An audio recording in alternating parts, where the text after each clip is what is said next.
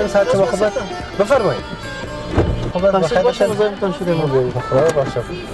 خوب هستین ان شاء الله. تشکر، سلامت باشین، بخیر باشین. کدام طرف است مسیر عمر صاحب؟ ما خب طرف وزارت داخله روان هستیم برادر. شما کجا مسیر دارید؟ ما طرف کانتیننتال میرفتم، بیا مشکلی نیست. بخشش باشه مزاحمتان شده. خدا ببخشه. چون که نواب شده وظیفه از خاطر شما دادم. بخشش باشه. هیچ گپ نیست عمر.